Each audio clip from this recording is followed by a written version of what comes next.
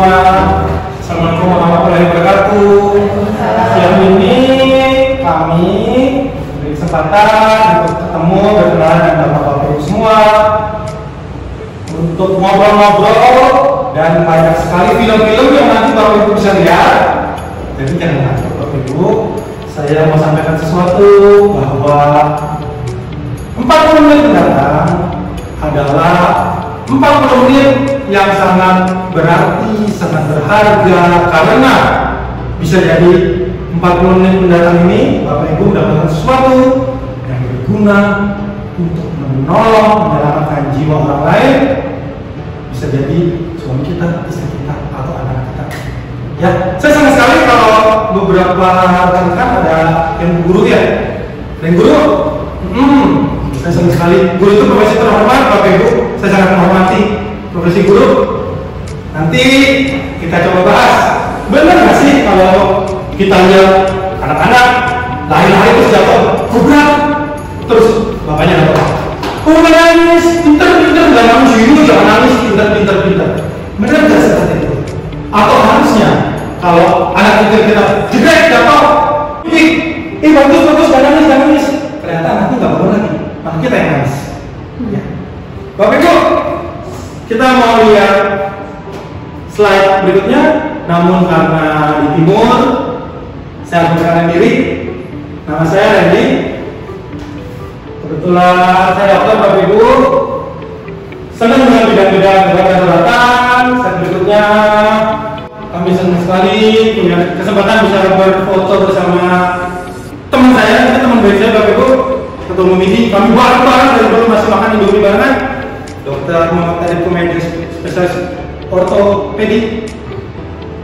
Kemudian ini Bapak Ibu berikutnya bisa menghubungi kami, silakan. Kami senang sekali Bu, kami punya teman-teman dari mana-mana yang suka ngobrol-ngobrol, suka email kami, suka masuk ke Instagram kami, silakan. Dan segitu perkenalan kami. Mohon ditonton kejadian pada slide berikutnya, silakan.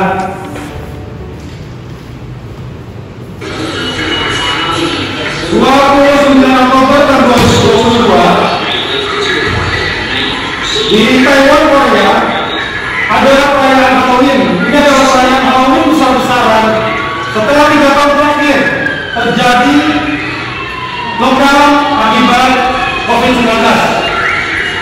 Dengan begitu ramainya, diperkirakan 110.000 orang berkumpul di satu daerah pusat keramaian. Apa sih yang dilakukan orang-orang itu tadi? Apa sih yang mereka lakukan genjot-genjot orang itu?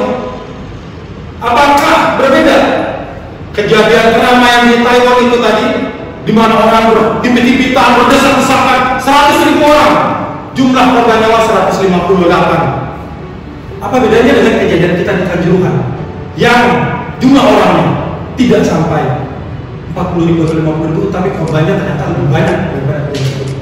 Selain berikutnya, kita lihat.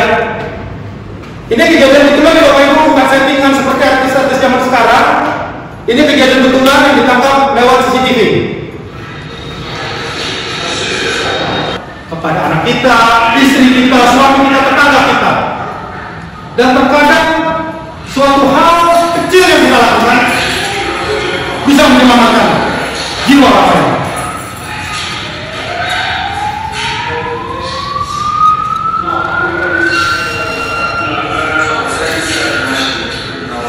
Apa sih yang genjot-genjot itu? Begini, keterangan dari genjot-genjotan itu. Jika kita hidup baik, normal, sehat, jantung kita itu kan berdenyut dengan normal. Namun ada saat di mana jantung kita itu berdenyutnya pelan, tidak berat. Jantung yang fungsinya memompa darah seluruh tubuh itu berhenti, sehingga darah-darah ke seluruh tubuh itu juga berhenti. Tubuh tidak mendapat darah. Ya, makin pucat, dan tubuh tidak mendapat darah. Setelah 10 menit, otak tidak mendapat darah, otak akan mati. Kita melakukan tekanan pada gajah orang seperti video-video sebelumnya itu ialah gunanya untuk menggerakkan jantung dari luar, sehingga Jantung itu seakan-akan berdenyut. Jantung yang berdenyut akan mengalirkan darah ke kepala, ke perut, ke badan, seperti di video saya menunjuk. Lakukan terus-menerus sehingga seakan-akan denyut itu berdenyut sendiri pada keadaan sehat. Terus dan terus. Berapa kali sih kita harus lakukan dan berapa dalam? Kita lihat video ini. Pushing down at least 2 inches allows for the heart to be squeezed and blood to move out. Hal orang tidak sadar. Sekarang kita belajar. Yuk, selanjutnya. Yang pertama, Bapak Ibu lakukan jika menemukan orang tidak sadar, yaitu yang pertama, Bapak Ibu harus melakukan pemeriksaan. Pak, Bu. Coba Bapak Ibu bangunkan dulu. Jangan-jangan dia cuma tidur, ya. Tapi kalau Bapak Ibu sudah mencoba membangunkan, kemudian orang yang tidak bangun, tidak sadar-sadar, Bapak Ibu harus mulai memikirkan, jangan-jangan ada sesuatu. Lakukanlah langkah berikutnya. Slide. Kalian lakukan langkah kedua, panggil bantuan. Tolong, teriak sekeras-kerasnya sehingga sekeliling kita tahu bahwa ada sesuatu di sini. Tolong, di sini ada orang tidak sadar. Tolong bantu saya. Setelah itu, Bapak Ibu, kita masuk langkah berikutnya. Ya. Nah, ini saya mau tanya, Bapak Ibu nonton ini sendiri atau sama-sama? Atau berdua-dua atau bertiga-tiga? Berbahagialah kalau Bapak Ibu nonton ini berpasang-pasangan. Jadi kita bisa saling mencoba melakukan pemeriksaan seperti di foto ini. Siang ini saya dibantu oleh Pak Bagus, Bapak Ibu, ini teman saya. Cara melakukan pemeriksaan itu ialah dengan menggunakan 3 jari. Kemudian Bapak Ibu susuri dari daun telinga ke arah jakun. Susuri saja. Pasti nanti Bapak Ibu akan menemukan bunyi duk seperti itu. Ya, susuri saja dari daun telinga bawah ke arah jakun. Susuri saja lagi. Pasti Bapak Ibu menerima. Ya, susuri dari daun telinga bawah ke arah jakun. Nah, Bapak Ibu, terima kasih Pak Bagus. Bapak Ibu kami sarankan untuk melakukan ini secara berpasang-pasangan, tidak meraba sendiri. Ya, kalau Bapak Ibu sedang ada bersama rekan-rekannya, sedang ada bersama teman-temannya, mangga saling berpasang-pasangan dan saling mencoba meraba. Gitu ya. Nah, jika tidak ada perabaan, jika tidak ada nadi, jika tidak ada tuntutan, jika tidak ada rasa apapun, selama Bapak Ibu meraba di sini sekitar 5 sampai 10 detik, Bapak Ibu sudah harus memikirkan, jangan-jangan, wah ini berarti jantungnya tadi berhenti berputar, berhenti berdetak, berhenti bergerak, berhenti berjalan, sehingga tidak teraba apa-apa di sini. Karena itu kita masuk ke langkah berikutnya. Ini langkah yang paling penting. Yuk, kita harus melakukan seperti yang tadi di video awal ditunjukkan. Gambaran 3 dimensi bahwa kalau jantung berhenti, kita harus mencoba memompa jantung tersebut dari luar dengan cara menggenjot-genjotnya, menekan-nekannya 100 sampai 120 kali per menit dengan kedalaman sekitar 3 sampai 5 cm. Ya, kita lihat di tulang dadanya, tidak usah mikirin susah-susah Bapak Ibu, tidak usah mikirin susah-susah. Bapak Ibu tinggal cari bahwa di tengah dada ini pasti ada yang keras. Di tengah-tengah dada ini pasti ada yang keras. Bapak Ibu tinggal taruh tangan Bapak Ibu dan tekan. Ya, tekan, terus tidak usah pikir apa-apa, tekan terus. Di sini kami punya rekan-rekan yang akan mencoba memperagakan. Silakan. Ada orang yang tidak sadar, tiba-tiba jatuh. Bapak Ibu lagi naik sepeda, tiba-tiba ada yang jatuh di sana. Tiba-tiba ada yang gubrak. Bapak Ibu lagi di mall, tiba-tiba ada gubrak. Yang pertama Bapak Ibu harus lakukan ya mencoba memeriksa responnya, cek responnya dengan menepuk-nepuk baunya. Pak, jika orang itu tidak bangun atau tidak sadar, Bapak Ibu harus ingat, kita bukan Superman. Panggil bantuan. Tolong, ada orang jatuh. Tolong. Kemudian kita harus melakukan langkah ketiga, memeriksa nadinya. Kita mencoba meraba di lehernya. Ya. Jika tidak ada nadi, kita harus mulai melakukan pijat jantung. 1, 2, 3, 4, 5, 6, 7, 8, 9, 10.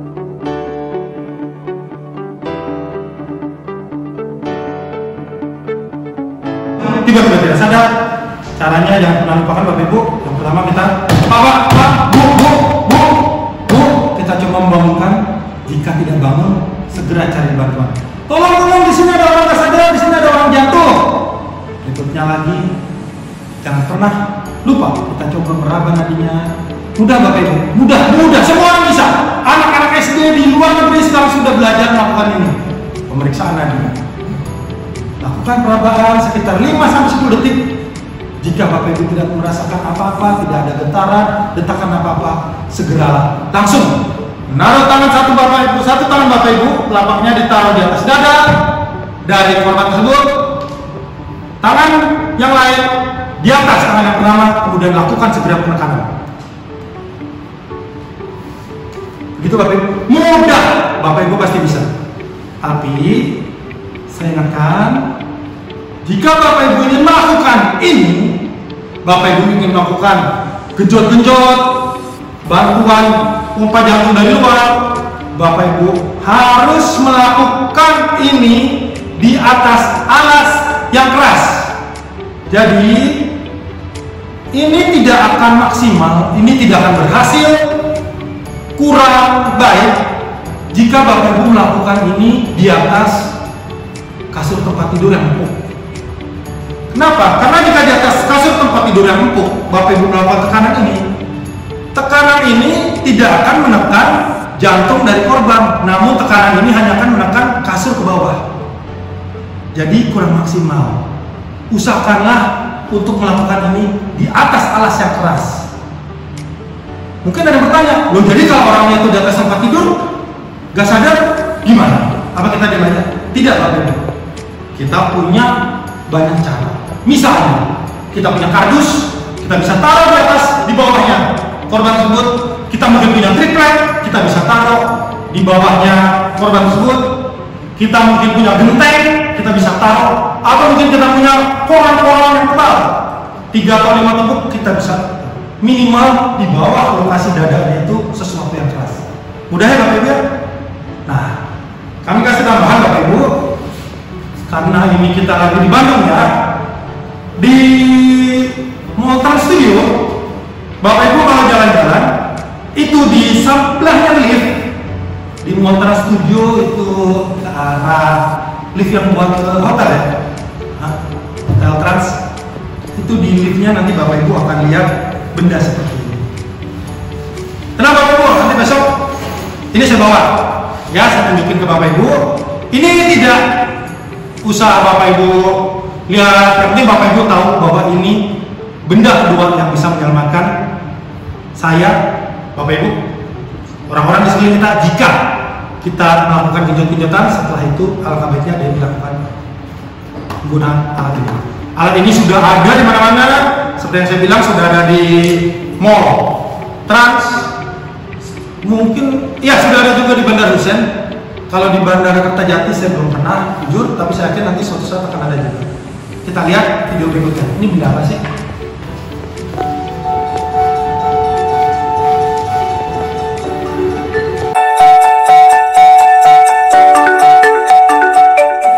Upon reaching the casualty, remove the lid of the AED and turn it on. Unit okay. Follow the voice prompts for every step. A red light will also blink at the step you should be focusing on. Stay calm. Check responsiveness. Call for help. In majority of cases, checking for responsiveness and calling for help have already been completed before you have an AED. But if you haven't done these steps, do them right away. Open airway. Check breathing. To check breathing, you're going to tilt the head back and lift the chin up to open their airway. Attach defib pads to... Tapi yang satu, di sini kita punya benda-benda yang keterangannya pakai bahasa Indonesia, yang suaranya pakai bahasa Indonesia. Yang Bapak Ibu perlu tahu,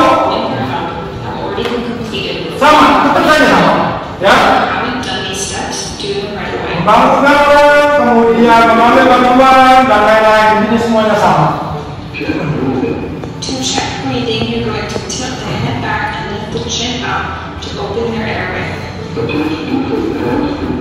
Ini kan penggunaan alat ini. Scissors, if needed, to cut away the shirt. Jadi selain kita memberikan pijat jantung dari luar, ada kalanya kita membutuhkan jantung itu untuk dikejut oleh listrik. Inilah alat listriknya, gitu ya. Jadi kalau Bapak Ibu sering lihat di TV ada dokter-dokter yang pakai alat seperti setrika 2 itu ya Bapak Ibu. Nah, ini adalah alat setrika itu tapi dalam keadaan di lapangan. Jadi ini alat yang lebih ringkas, lebih mudah untuk dilakukan.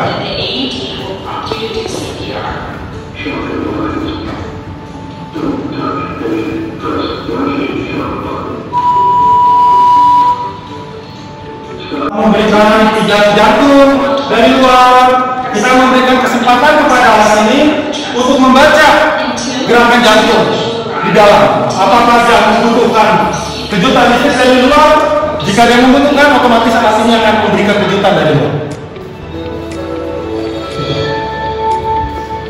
Nah, Bapak Ibu, itu tentang memberikan pertolongan jika ada orang sekeliling kita, orang terdekat kita yang tiba-tiba jatuh, tiba-tiba tidak sadar, tiba-tiba kita lagi berenang tenggelam, tiba-tiba orang itu lagi betulin genteng, tersengat listrik, jatuh. Bapak Ibu, alangkah baiknya jika bisa melakukan tindakan-tindakan tersebut. Dan Bapak Ibu ingat, ilmu ini kalau bisa Bapak Ibu kuasai, Bapak Ibu mampu lakukan, besok kita akan ketemu di lapangan untuk belajar sama-sama ya Bapak Ibu ya. Kalau Bapak Ibu sudah bisa, tolong ajarkan itu ke suami Bapak Ibu, ajarkan itu ke anak-anak Bapak Ibu, ajarkan itu ke tetangga-tetangga Bapak Ibu, sehingga bukan Bapak Ibu saja yang bisa menyelamatkan nyawa orang lain, tapi mereka juga bisa. Setelah ini ada satu kasus Bapak Ibu yang lucu tapi ngeri, yaitu tentang orang tersedak. Kalau Bapak Ibu belum bosan, belum ngantuk, kita bahas tentang orang tersedak dan cara menanganinya. Yuk, slide. Nggak tahu ya, siapapun bisa tersedak, anak kecil bisa, orang dewasa bisa. Tahun 2015 itu saya juga kaget Bapak Ibu. Sekitar 5.100 orang di Amerika datanya itu meninggal dunia karena tersedak, karena choking, yang terlambat mendapatkan pertolongan. Tentunya hal ini kita tidak tahu bagaimana di Indonesia. Saya sendiri hidup sebagai dokter di IGD, saya baru pernah ketemu 1 kali. Sudah bertahun-tahun saya kerja di IGD, baru pernah ketemu 1 kali anak yang tersedak basuh. Dan memang anak itu hidup, namun kita karena di IGD kita lakukan cara yang lebih kedokteran lah. Jadi anaknya kita tidurin, terus kita congkel pakai tang seperti itu, gitu ya. Itu kita lakukan karena di rumah sakit. Tapi gimana kalau terjadi di lapangan? Bagaimana kalau terjadi di rumah? Bagaimana kalau terjadi di samping kita? Slide.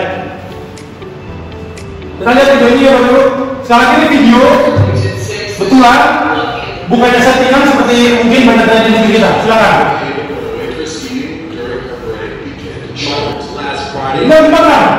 Kan biasa, ini tantangan kesukaannya. Cornbread terlalu jauh. Ada suatu saat dia makan dengan terburu-buru.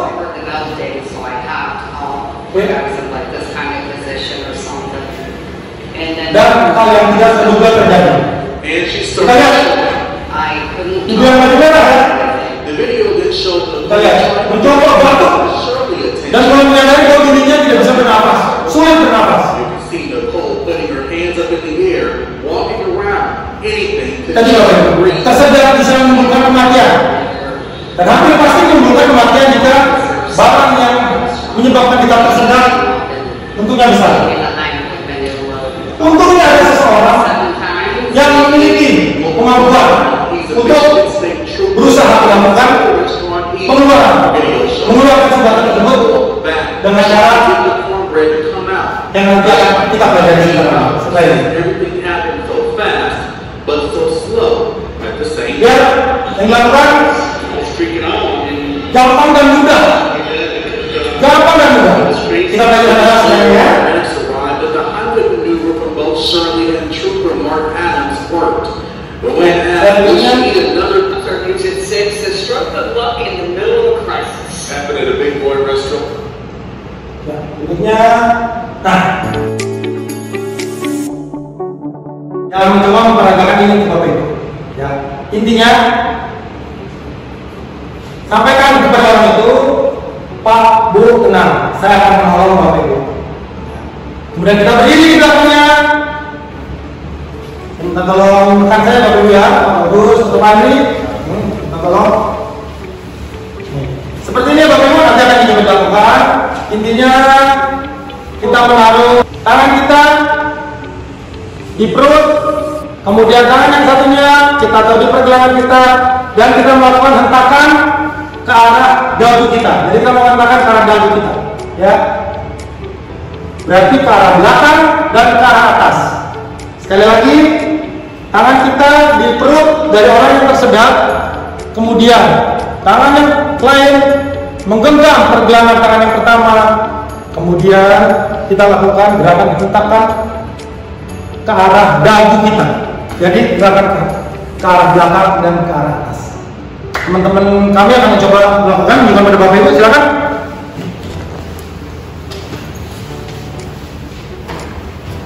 Nanti juga akan dilakukan oleh wanita. Ya, ya Pak, terima kasih. Cukup. Seperti tadi Bapak Ibu yang sudah dibantu diperagakan oleh rekan-rekan kami, itu hal yang mudah. Namun kita tidak bisa melakukannya kalau kita tidak tahu dan kita pernah mencoba. Hati-hati, tersedak banyak terjadi dan mungkin bisa terjadi kepada saya, pada Bapak Ibu, teman-teman, tetangga kita, anak kita.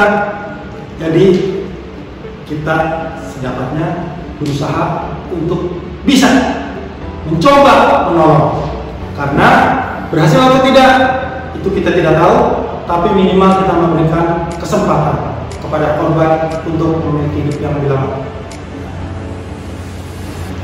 Terus gimana kalau saya lagi di kos sendiri, saya lagi makan sendiri di rumah, saya lagi sendirian di kamar, terus saya tiba-tiba tersedak, gak ada orang lain yang menolong. Gimana caranya? Kalau ada yang bertanya seperti itu, saya ajak Bapak Ibu untuk datang.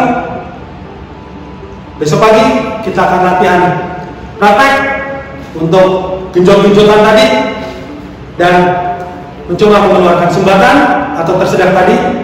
Kita coba untuk 2 orang, dan bagaimana usaha yang bisa dilakukan kalau kita sedang sendirian dan kita tersedak. Besok pagi kita ngobrol sama-sama Bapak Ibu. Juga kalau ada pertanyaan-pertanyaan, silakan Bapak Ibu sampaikan ke Instagram kami, ke YouTube kami. Video ini akan kami share di YouTube kami besok pagi. Jadi silakan kalau Bapak Ibu menonton lagi, bisa langsung. Sampai ketemu besok pagi. Terima kasih banyak Bapak Ibu. Selamat pagi atau siang atau malam. Karena saya nggak tahu ini dilakukan di kapan oleh panitia, karena sejujurnya jadwalnya berubah-ubah terus. Terima kasih banyak Bapak Ibu. Selamat siang, pagi, malam.